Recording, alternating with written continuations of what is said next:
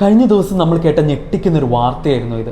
ചെമ്മീൻ കറി കഴിച്ച് അലർജി ഉണ്ടായതിൽ തുടർന്ന് ഇടുക്കിയിൽ 20 വയസ്സുകാരിയായ പെൺകുട്ടി മരണപ്പെട്ടു. നമ്മളിൽ പലർക്കുമുള്ള സംശയമാണ്: ഒന്ന്, അലർജി വന്നാൽ മരണം സംഭവിക്കുമോ?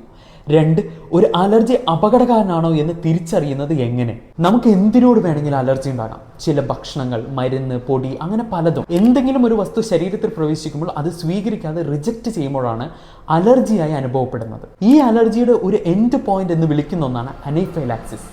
ഈ അനൈഫൈലാക്സിസ് എന്ന കണ്ടീഷൻ ആകുമ്പോഴാണ് അലർജി അപകടകാരനും മരണത്തിന് വരുന്ന കാരണമാകുന്ന ഒന്നാകുന്നത്. ഇനി എങ്ങനെയാണ് ഒരു അലർജിക് റിയാക്ഷൻ അനൈഫൈലാക്സിസ് ആണോ എന്ന് തിരിച്ചറിയുക? ഇതിനായി ശരീരം പ്രകടിപ്പിക്കുന്ന 10 സൈൻസ് ഞാനിവിടെ പറയാം. ഇതിപ്പോൾ തന്നെ സേവ് ചെയ്തോളൂ.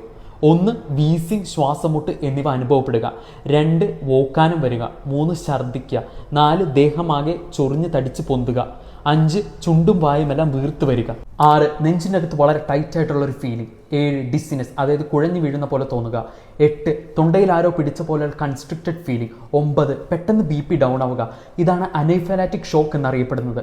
10, ഹാർട്ട് ബീറ്റ് കൂടുക. ഈ ലക്ഷണങ്ങൾ മനസ്സിലാക്കി കറക്റ്റ് ടൈമിൽ അനൈഫൈലാക്സിസ് ആണ് എന്ന് തിരിച്ചറിഞ്ഞ് എത്രയും വേഗം മെഡിക്കൽ അറ്റൻഷൻ കൊടുക്കാൻ സാധിച്ചാൽ നമുക്ക് ആ ജീവൻ രക്ഷിക്കാൻ സാധിക്കും. ഇത് എനിക്കും നിങ്ങൾക്കും നമുക്ക് ചുറ്റുമുള്ള ആർക്ക് വേണമെങ്കിലും സംഭവിക്കാവുന്നതാണ്. അതുകൊണ്ട് തന്നെ മറ്റുള്ളവരുടെ അറിവിനായി ഈ വീഡിയോ ഷെയർ ചെയ്യൂ.